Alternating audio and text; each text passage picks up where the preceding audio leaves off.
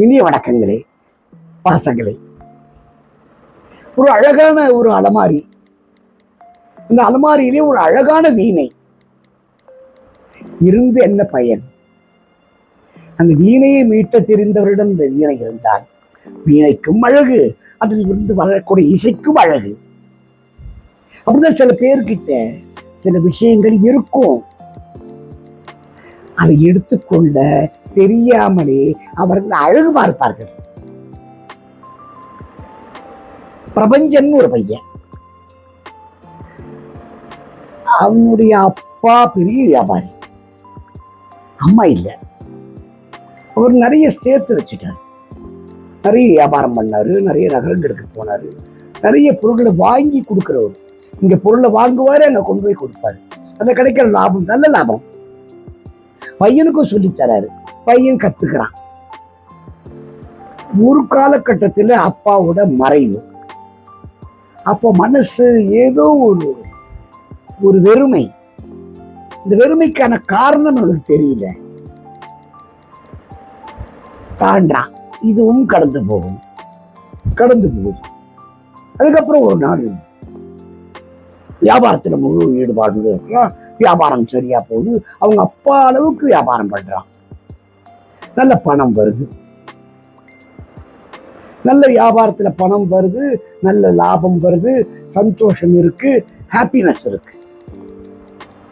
இந்த சூழ்நிலையில அவர்களுடைய மனசுக்குள்ளார ஒரு ஏதோ ஒரு வெறுமை மட்டும் தொடர்ந்துகிட்டே இருக்கு. அவங்க அப்பா இறந்த நாள்ல இருந்து அந்த வெறுமை தொடர்ந்துகிட்டே வருது. ஏன் வருது, எப்படி வருது, என்ன காரணத்தினால வருது தெரியல. பணம் இருக்கு, அதை அனுபவிக்கிறான். அல்ல மது, மாது, வாழ்க்கையில சந்தோஷங்கள் என்னென்ன இருக்கு அப்படின்னு தேடி போறான்.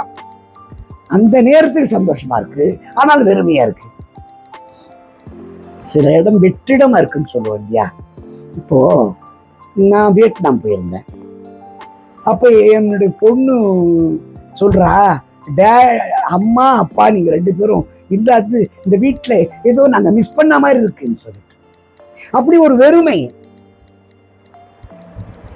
இந்த இவருக்கு தொடர்ந்துகிட்டே இருக்கு. ஒன்றும் புரியல. பணம் இருக்கு, ஜாலியா செலவு பண்றதுக்கு வாய்ப்பு இருக்கு, பெண்கள் இருக்கிறாங்க, மது இருக்கு, எல்லாம் இருக்கு. ஆனா பிரயோஜனம் என்ன? ஹாப்பினஸ், சந்தோஷம், ஏதோ ஒரு மகிழ்ச்சி, ஏதோ ஒரு டல்னஸ் அவனை சூழ்ந்துட்டே இருக்கு. அவன் நேரா போய் ஒரு சாமியார்கிட்ட போய் கேட்கிறான். அவர் முற்றும் துறந்தவர், உண்மையிலே பெரிய ஆசா பாசங்கள் இல்லாதவர். அவர் அவர்கிட்ட கேட்ட உடனே எல்லா விஷயத்தையும் சொல்றேன். ஐயா, இந்த மாதிரி எங்க அப்பா இவரு, நான் என் பேர் பிரபஞ்சன்னு பேரு, எனக்கு எல்லாம் இருக்கு, நான் எல்லா கெட்ட பழக்கமும் இருக்கு, நான் வாழ்றேன், பணம் இருக்கு, பெண்கள் இருக்காங்க, மது இருக்கு, ஆனா வாழ்க்கையில ஒரு வெறுமை இருந்துகிட்டே இருக்கே, அது ஏன் அப்படின்னு கேட்கிறார். அவர் சொல்றாரு, உனக்கு என்ன ஆட்டம் பிடிக்கும், உனக்கு பிடிச்ச ஆட்டத்தை சொல்லு. எனக்கு செஸ்ஸுன்னா ரொம்ப பிடிக்கும், எனக்கு நேரம் கிடைக்கும் போதெல்லாம் நான் அதான் விளையாடுவேன். அப்படியா? உடனே அங்கிருந்து ஆசிரமத்து உள்ளார போய் ஒருத்தர் தியானத்துல உட்காந்துருக்காரு. அவருக்கு வயசு என்ன இருக்கும்னா ஒரு 23 வயசு இருக்கும். இளந்திரையன் அவருடைய பேர், இளந்திரையன். தம்பி இளந்திரையா அப்படின்னு குரல் கொடுக்குறாரு. உடனே கண்ணு முடிச்சுட்டு, சுவாமி சொல்லுங்க, நீ செஸ் ஆடுவில்ல? நல்லா ஆடுவேன் சுவாமி. நீ இவரோட செஸ் ஆடுறியா? இவன் யோசிக்கிறான், நம்ம கேட்டது ஒண்ணு, சாமியார் போய் கூப்பிட்டது ஒருத்தரை, அவரு ஆட சொல்றது செஸ்ஸ. சரி, ஓகே, எனக்கு செஸ் ஆட தெரியும், அவருக்கு செஸ் ஆட தெரியும், அதுக்காக கூப்பிடுறாரு போடுறதுன்னா என்னத்துக்காக செஸ் ஆட கூப்பிடுறாரு? சரி, சாமியாருக்கு விஷயம்லாம் அப்படிதான், ஒன்றும் புரியாது, ஆனா எல்லாம் புரிஞ்ச மாதிரியே இருக்கும். ரெண்டு பேரும் செஸ் ஆட ஆரம்பிக்கும் போது சாமியார் ஒரு கண்டிஷன் சொல்றாரு. இது வரைக்கும் இது வால், இந்த வால் ராஜவால், புரியுதா? யாராவது ஒருத்தர் தோத்து போயிட்டீங்கன்னா இந்த வாளால சிறகை உங்களுடைய சிரசையை அறுத்துருவேன், தலையை எடுத்துருவேன். ஈஸியா உங்களுக்கு பொறிமுடி சொல்லணும். ரெண்டு பேரும் கவலைப்படல. இவனுக்கு என்னன்னா வாழ்ந்து முடிச்சுவேன், கல்யாணத்துல ஆர்வம் இல்லை. ஏன்னா அந்த பொண்ணு நம்பிக்கையா வருவான், தன்னுடைய புருஷன் தனக்கேன்னு வருவான். அது இவனுக்கு சரியா வராது. அதனால அந்த விளையாட்டுக்கு இவன் போல. இளந்தேரியனுக்கு அந்த அனுபவமே இல்லை. அவன் உட்கார்ந்து யோகாசனத்துல உட்கார்ந்து தியானம் தவம் அப்படி இருக்கான். ஏதோ ஒன்றத்தை நோக்கி அவன் பயணப்பட்டுக்கிட்டு இருக்கான். சரியான உணவு கூப்பிட்டு கொடுத்தா சாப்பிடுவான், இல்லைன்னா அது கூட கிடையாது. அப்படிப்பட்ட ரெண்டு பேரும் செஸ் ஆடுறாங்க. ரெண்டு பேரும் சம வலிமை கொண்டவர்கள்.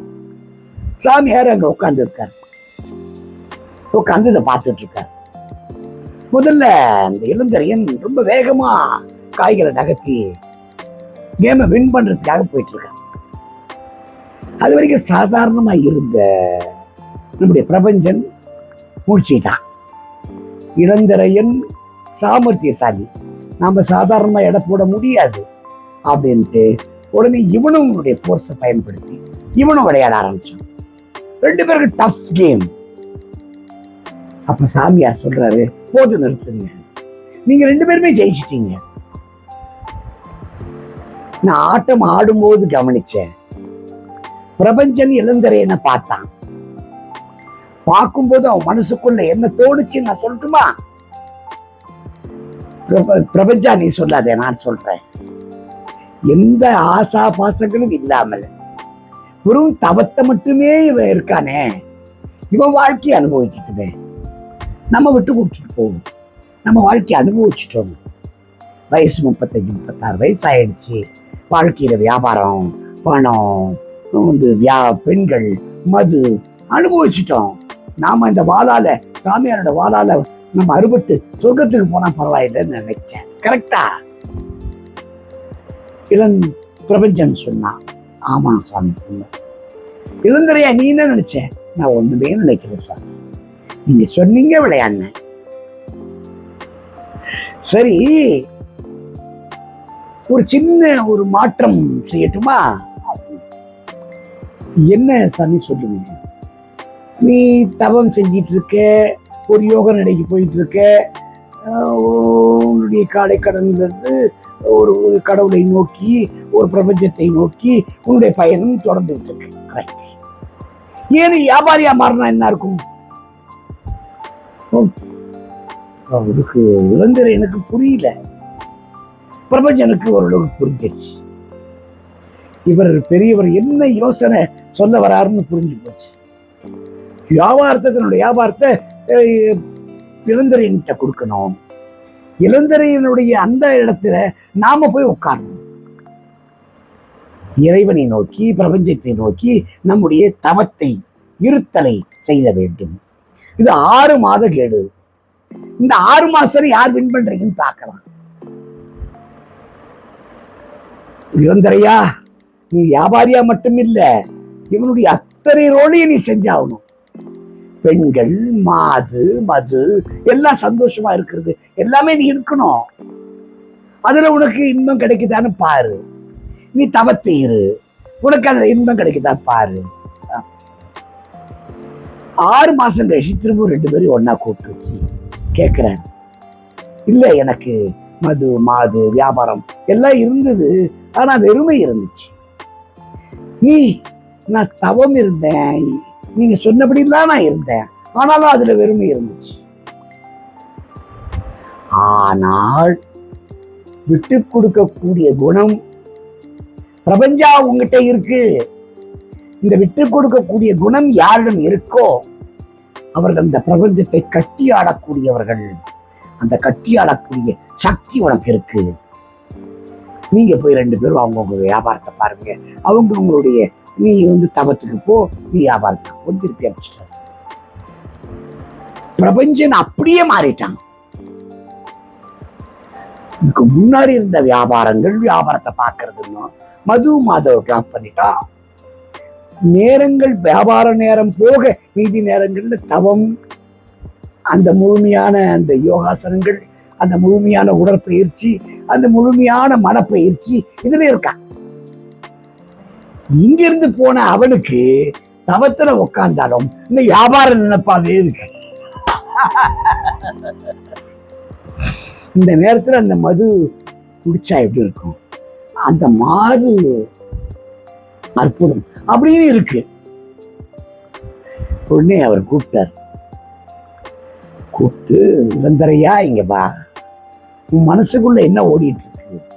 ஆமா சுவாமி, நீங்க சொன்னதெல்லாம் உண்மைதான், நீங்க நினைக்கிறதெல்லாம் உண்மைதான். நான் இங்க உட்கார்ந்துருக்க தவிர என் உடல் இங்க இருக்கு, என்னுடைய ஜீவன் இங்க இருக்கு, ஆனா எண்ணமெல்லாம் அங்க இருக்கு. ஆனா இங்கிருந்து போன பிரபஞ்சன் முழுமையான வியாபாரியாக ஆகிவிட்டான், கூடவே தவத்தில் ஈடுபட்டு விட்டான். ஆகவே பிரபஞ்சத்தை நெருங்குவதிலே முன்னோடியாக இருப்பது விட்டு கொடுத்து முன்னோடியாக இருக்கக்கூடிய பிரபஞ்சமே அப்படின்னு ஒரு தீர்ப்பு சொல்றார். ஆக வாழ்க்கையில நமக்கு நடக்கக்கூடிய விஷயங்கள் எல்லாம் நம்ம கையில ஒன்றும் கிடையாது. நம்ம சாதாரணமானவர்கள்.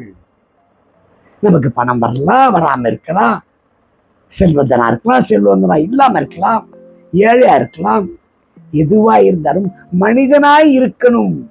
மனித நேயத்தோட, நன்றி அறிதலோட, இன்னொருத்தர்கிட்ட நம்ம தப்பு பண்ணிட்டோம் அப்படின்னா மன்னிப்பு கேட்கிற உணர்வோட, பாசத்தோட, நேயத்தோட, காதலோட ஒரு மனிதன் வாழ்ந்தால் அவன் பிரபஞ்சத்தை நெருங்கிடுவான். பிரபஞ்சம் முழுமையாக அவனை ஏற்றுக்கொள்ளும், அவனை ஆசீர்வதிக்கும் அப்படின்னு அவர் சொல்லி பிடிக்கிறார். ஆக பிரபஞ்சன் வாழ்க, அந்த பெரிய சுவாமியார் வாழ்க, எதை நோக்கி பயணம் பண்ணணும்னு தெரிஞ்சுக்கிட்ட அந்த இளந்தரையனும் வாழ்க, அத்தனை பேரும் வாழ்க என்று கூறி மனிதர்களே நீங்களும் சொல்லுகிறேன், உறவுகளே உங்களுக்கும் சொல்கிறேன், பாசங்களே உங்களுக்கும் சொல்கிறேன், விட்டுக் கொடுங்கள். விட்டுக் கொடுப்பவர்கள் கெட்டு போவதே கிடையாது. கோபம் வேண்டவே வேண்டாம். கோபத்தால் எந்த விஷயமும் ஆகப் போவதில்லை. இன்று கோபப்படக்கூடிய நீங்கள் நாளை அதற்காக வருத்தப்படக்கூடிய சூழ்நிலை வரும். ஆகிய கோபம் வந்தால் அந்த இடத்தை விட்டு நகன்று விடுங்கள். இல்லையே ரெண்டு காதையும் மூடிக்கொண்டு அமைதியாக இருந்து விடுங்கள். வாழ்த்துக்கள். நன்றி.